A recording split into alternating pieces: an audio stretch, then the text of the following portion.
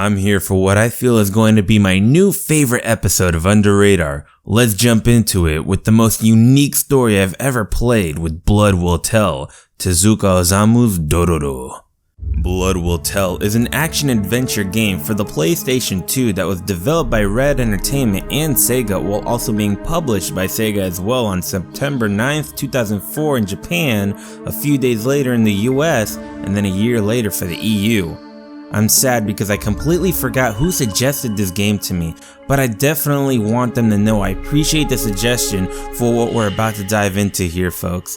Get ready for a wild ride as we set our sights on one of the most unique stories in video game history.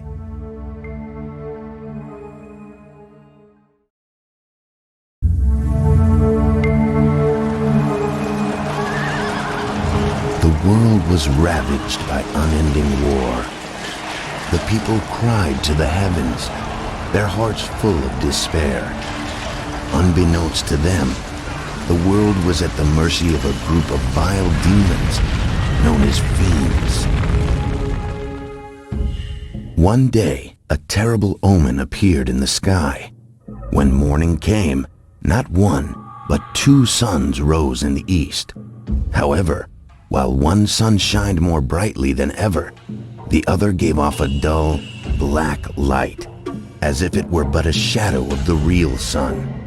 It seemed as though the gods of the heavens could no longer bear to witness the troubled times on earth, and parted ways with the gods of darkness. The gods of darkness, the fiends, looked upon this omen with fear. To them, the appearance of two suns foretold the birth of a human that would have the power to end their dark rule. However, the fiends could not destroy this child of light themselves. They discovered, however, they could corrupt the child's birth parents.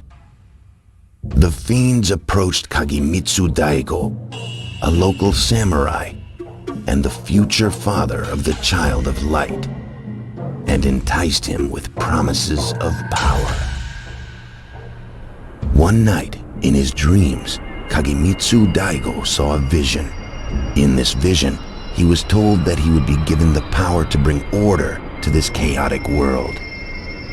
Daigo, thinking that he had received a vision from the heavens, gathered all his courage and ventured to the temple called the Gates of Hell alone. As Daigo stood there, surrounded by the possessed statues of the 48 fiends, he was told that the price of his power would be his firstborn child. The sudden demand threw Daigo into a panic. Heightened by the echoing laughter of the fiends, his mind began to twist, and Daigo's reason and judgment failed him at last. He signed the contract. A few days later, Daigo's child was born. This was much to the surprise of Daigo himself, as he had expected the fiends would lay claim to his child. Daigo dared to allow himself to feel a moment of joy and relief, but that moment proved to be short-lived. Shadows gathered over the newborn, wrapping themselves around its tiny body. A voice sounded from within the shadows. The body of your son now belongs to the 48 fiends. As promised, you shall be granted the power to bring order to this pitiful world. You shall never know defeat in battle from this day forth. Your path to victory shall be littered with the corpses of those who defy you. 48 parts of the infant's body had been stolen by the fiends. Seeing what happened to his son, Daigo let out a blood-curdling scream in anguish. Suddenly, Daigo sprang into action. He snatched up the infant in his arms, jumped atop his trusty steed Midoro. His wife desperately tried to stop him, but Daigo shrugged her off and made his way toward the river.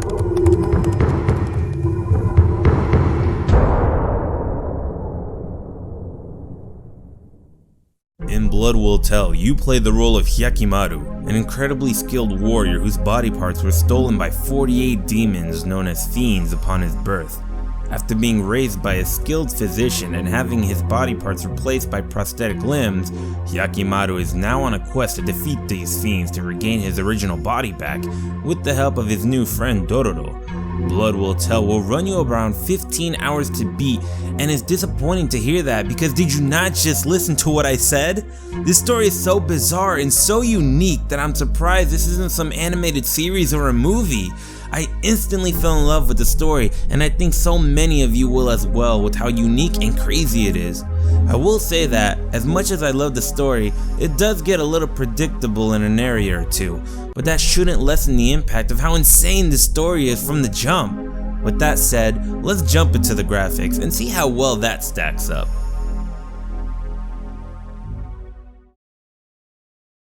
The graphics for Blood Will Tell aren't bad, but at the same time it's nothing amazing to write home about.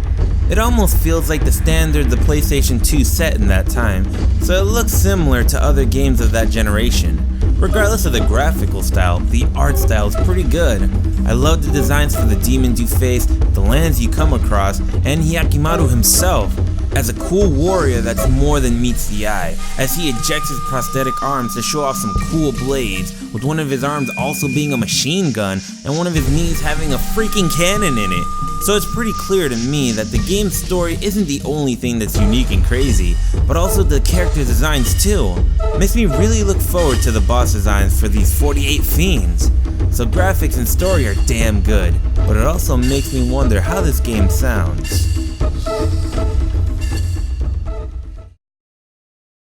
The music for Blood Will Tell is very atmospheric and really immerses you in the world of the Far East. Most of the time you'll be enjoying the ambience and the calming tunes while you're exploring the world.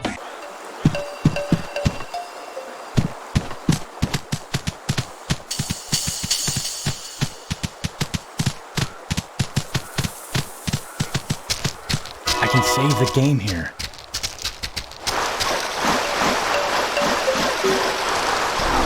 And when it comes to the boss music, it really amps it up to give you some tension while staying true to its themes.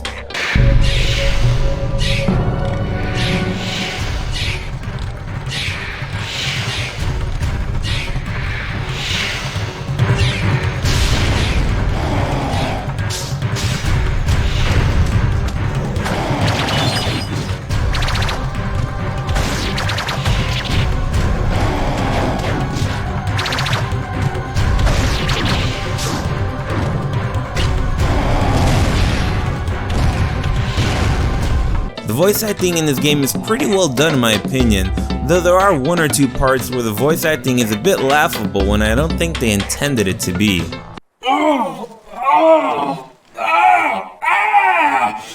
What's happening?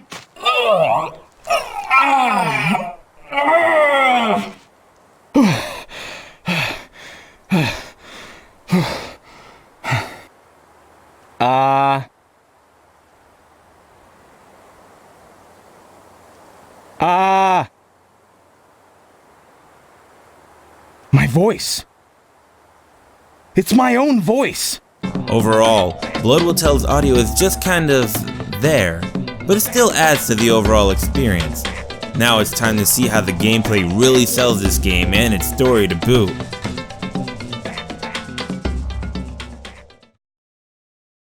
The gameplay for Blood Will Tell is your typical hack and slash game, but it really switches it up nicely with how much fun it is being a ninja, and it also progressively gets better as you play along. How does it get better, you ask? Well, by defeating fiends, of course. As you defeat the fiends and regain parts of your body, the game actually changes as well. Obtaining your voice box makes your character's voice improve, and getting his eyes back allows him to see the world in color rather than black and white.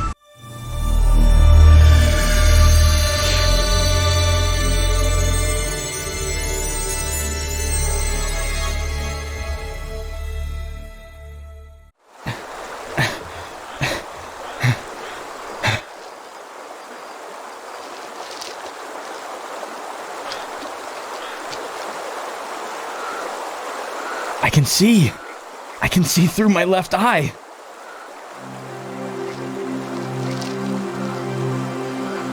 Dororo. You're Dororo. You can only imagine how much more this game will change once he obtains all of his body parts and faces his final foe. Other than the story's effect changing based on the fiends you fight, the gameplay overall has some variety for you with the use of your dual arm blades, a regular katana, your machine gun arm, and a knee cannon. With this much weaponry, you can really have fun and go all out with your enemies, provided you keep an eye on your ammunition and ration it until you find more. You also get a small gameplay change when it comes to fighting fiends, as the camera focuses directly on them in order to help you aim your attacks better. But fortunately, you can toggle this on and off so you can focus on their minions should they have them. I know there's not a lot to talk about in the gameplay department since it's almost all standard issue action game jazz, but that doesn't take away from the fun you'll have playing the game and progressing through the story.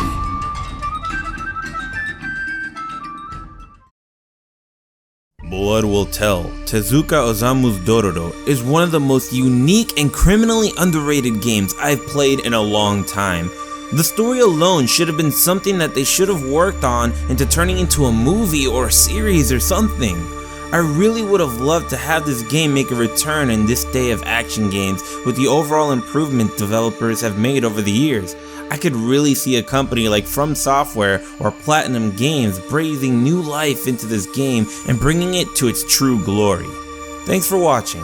Drop a like if you enjoyed the video, subscribe for more UnderRadar, and share this video around if you think we need more UnderRadar in the world. Thank you guys for another fantastic episode of UnderRadar, and I'll see you on the next one.